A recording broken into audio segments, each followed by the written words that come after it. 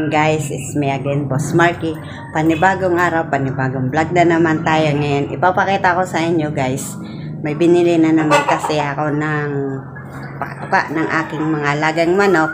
Ay ihalo natin dito sa trapal. Kaya ipakita ko sa inyo guys kung paano ko i-mix yung patuka. Mais, crack corns, tapos ito ay mayroon akong ready mix. Tapos Bayo 300 na patoka. Bayo 300. Tapos meron akong feeds na Purina. I-mix natin yan guys sa dito sa trapal. I-mix natin yan. Yan. Nakita ko na sa inyo yung sample ha.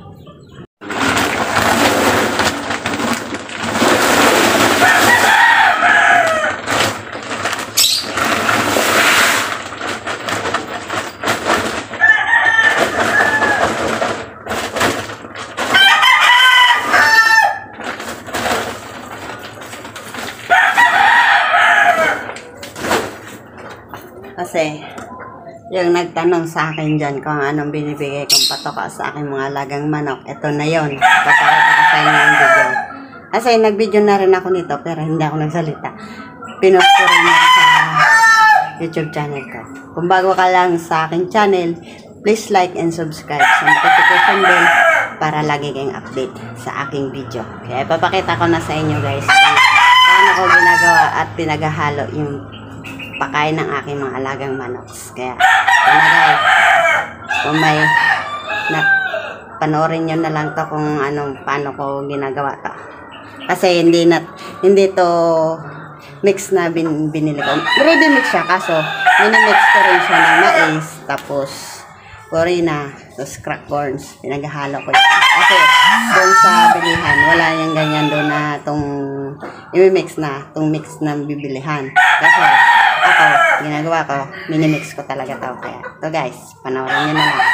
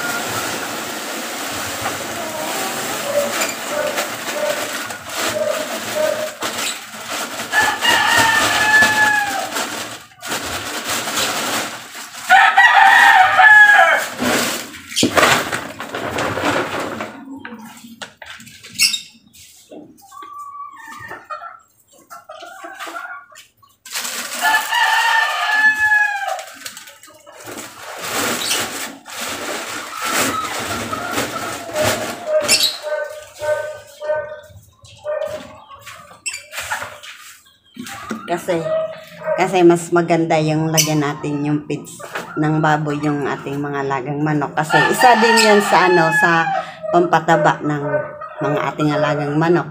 Yung payat, kita nyo, meron din yan pampataba. Kasi naano ko yan, yung na-experience ko yan guys, sa akin lang yan. Yung mga sisiw ko, nilalagyan ko rin yan excuse me, may ikusa. Nilalagyan ko rin yan guys ng feeds na pre-starter.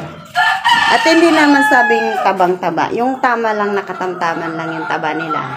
Na hindi, yung habang lumalaki sila, hindi payat. Kasi pag yung manok kasi natin, may ibig sabihin yan, payat.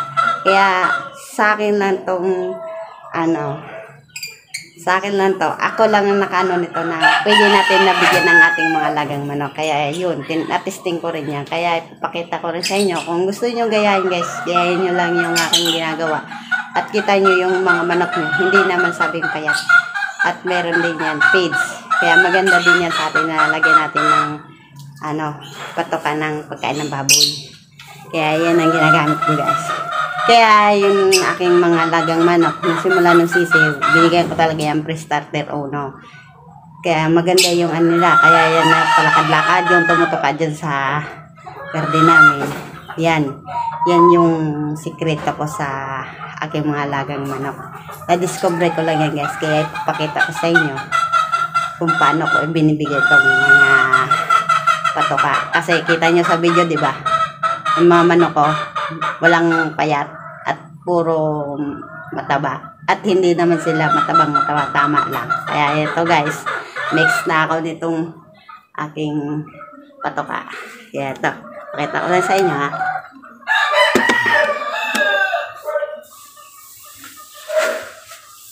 Maganda kasi itong halo-haloin natin para ma-mix yung na talaga. Ma-mix yung pre-starter, cracked corns, tas ready mix. Ganito lang yung ginagawa ko guys.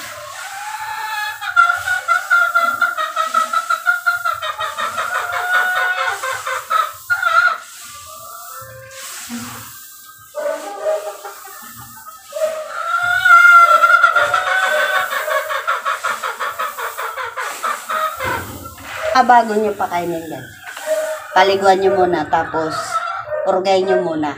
At tapos pagkatapos ng purga, magpurga kayo guys gabi. Yung fasting silang umaga, hapon, para gabi pag nasubuhan nyo ng ng pamurga, effective yung yung pagpurga nyo na wala pang laman yung butsi, para tanggal agad yung bulate. Kaya ako guys pag pag nagpupurga gabi, fasting silang umaga hanggang hapon. Para pag gabi, subo na lang tayo ng deworm.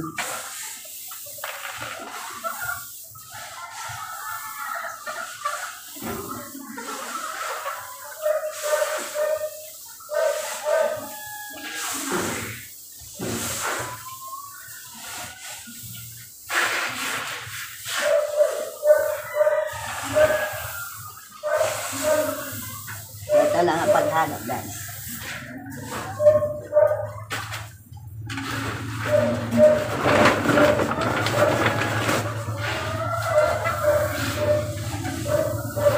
Kasi dinadamahin ko talagang yung mais. Kasi ganitong tag-ulan. Tapos mainit din niya sa katawan.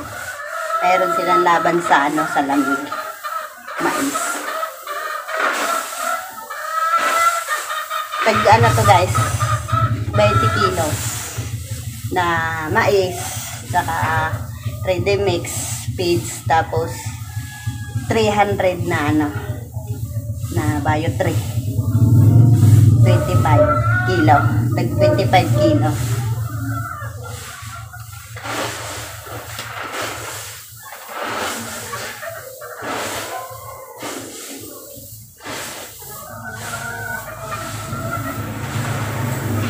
Alalain natin para mahalo talaga sila.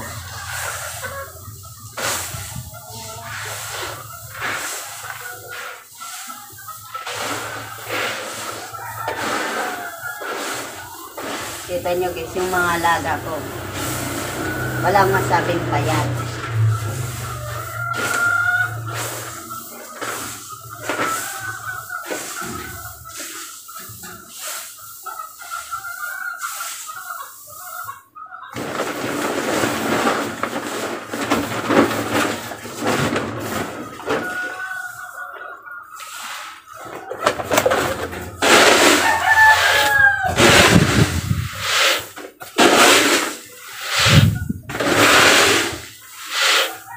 Sekreto ko sa binigay kong patok ay mga alagang manok. Kaya nanonood ka, yes, shout out na lang sa'yo dyan. At ganito lang yung gawin mo.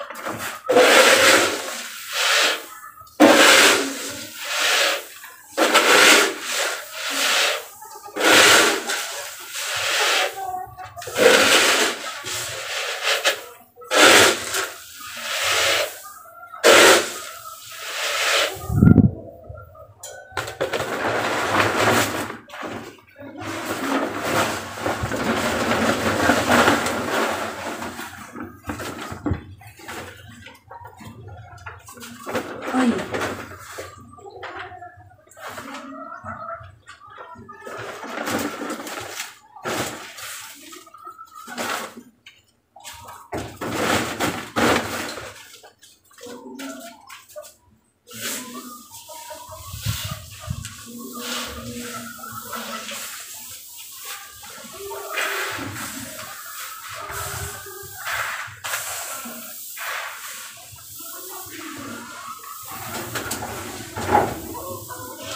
At hindi lang sabing konti lang yung aking mga alagang manok, guys.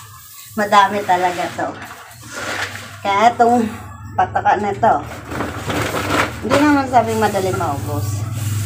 Kasi aga hapon yung pagbibigay ko ng pagkain sa kanila. Para meron din silang itutulog.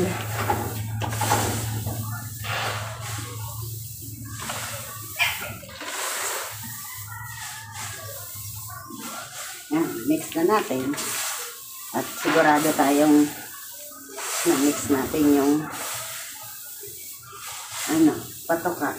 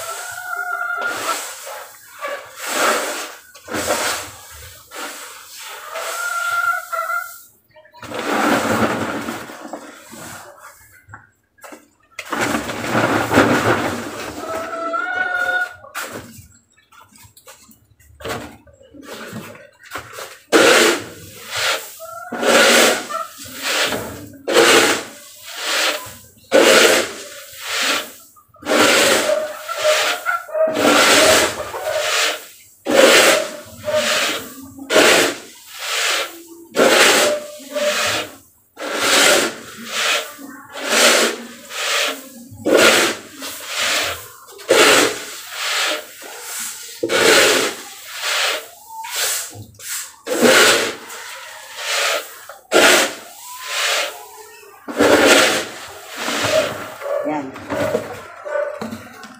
Ayan na, guys. Nagpawisan ako dun. Kaya, ito na yung aking tigmix na pagkain. Ready mix with pellets. Tapos, 300 na bio tray. Tapos, crack corns. Kaya, hanggang dito na na aking video. Boss Marky, kung may natutunan ka man, please like and subscribe sa notification bell para lagi kayong update sa aking video. Kaya ito guys, pakita ko na sa inyo yung aking minix. Ready to, ano na. Ready na rin natin ilagay yung patoka. At ito yan dito ko ilalagay, tapos dito sa balde lagay natin dito.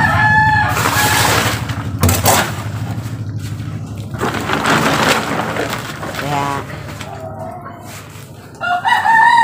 ito na lang ang aking video. Bye bye, Boss Marky.